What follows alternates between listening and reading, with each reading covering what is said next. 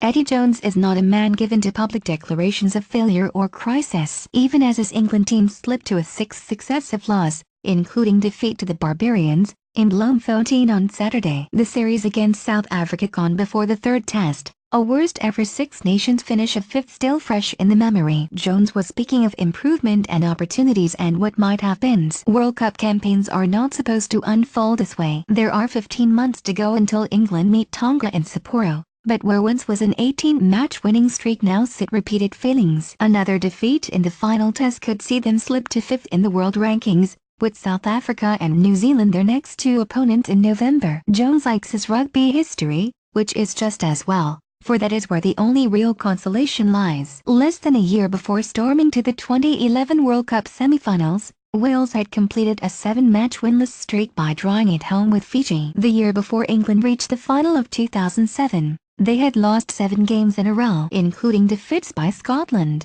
at home by Argentina and by a 25-point margin against France. In October 2014, Australia were sacking their head coach Ewan McKenzie.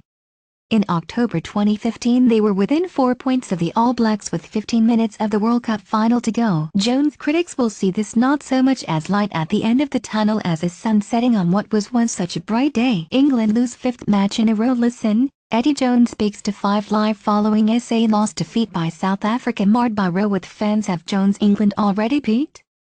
England won the Six Nations Grand Slam under Jones in 2016 as England's side won a Six Nations in his first season in charge through cussness and physical strength, and then made history by whitewashing Australia on their own patch. That was meant to be the start. Instead, 2 summers on, it increasingly feels like the peak, and a distant one at that. This is not the first England side to struggle in South Africa.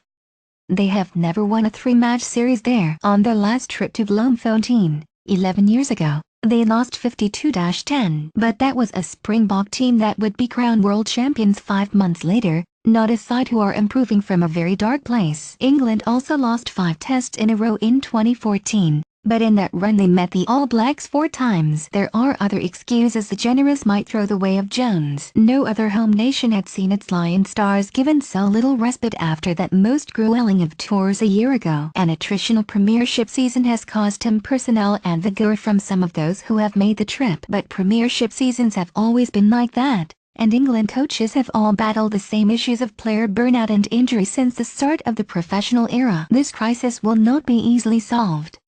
This slump is not routine. England are not in a rut, they are in a trench. England's run of defeats started with a loss against Scotland at Murrayfield in the Six Nations. Jones has talked about improving his players' fitness. Others see a coach struggling to see when players might need a rest or understanding that sometimes doing more does not always bring better results. That first, successful season was all about the defense, according to Jones. Well, England have conceded 16 tries in their last 3 matches, one of which was against the Scratch Cavaliers of the Barbarians. In test matches in the Southern Hemisphere, Jones' England have conceded an average of almost 30 points a match. There are many ways to win a World Cup, but shipping points like that would be a novel one. The second season, Jones told us, would be about attack. There have been moments, late in this third campaign, when England have shown brilliance out wide. On Saturday they failed to score a single point in the last 67 minutes.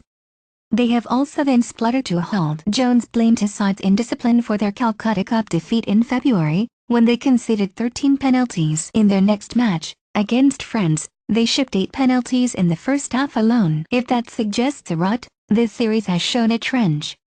A week later against Ireland they conceded 11 more. On Saturday they conceded 13. In the first test England were penalised 17 times. Test matches are not won this way, not unless you are running amok elsewhere. Others are pragmatic. Some penalties have an inevitable feel about them. Then there are those that hint at a deeper malaise in a side's approach. Marco Vanapola sin-binned a week ago, slapping Peter Steph du Toit at the bottom of a ruck. Nathan Hewson binned for knocking the ball from Faf de Klerk's hands. It is the repeated ones that are hard to take. All teams make mistakes. In the first test, England led 24-3 before losing 42-39. In Bloemfontein they were 12-0 up in a flash and dash, and then shipped 23 points without reply. Imagine what it would be like if they actually went behind early. These are not new issues. England were undone at the last World Cup by problems at the breakdown, by flaws in selection, by an inability to react to the way a game was being refereed or how an opponent was finding success. What next for Jones and England? England have just over a year until their opening World Cup game in Japan. Jones inherited Stuart Lancaster's team and found immediate success by making minimal tweaks, bringing back Dylan Hartley as his hooker and figurehead in place of Tom Youngs, giving the talent of Moro Itoje its head. He is now struggling to move that same team on, his selection hinting at revolution with the rapid promotion of Brad Shields but spelling conservatism in his refusal to give Danny Cipriani more than a wasted cameo with a match and series already decided. Jones was lauded for his win at all costs mentality. That same pick of Shields can be read another way. A shrug of the shoulders at the idea of a development pathway through English rugby, a focus only on this regime rather than a legacy for the next. There are rumors of discontent within the camp and high-profile departures from both his coaching team and the support staff. Some elite sporting environments thrive on constant change. Then you look at the security of tenure at the All Blacks, and you wonder. Jones' experience is undoubted. So too is the sense that this England team is currently less than the sum of its parts, which is the most basic rule of thumb for a coach's impact. He can look at that history, and his many successes as a coach, and believe that this is a low that will prove critical to his team's development. He could also look back on his time with the Wallabies, and the 8 defeats in his final 9 games in charge. Jones has never had a more challenging task. Something has to change for England.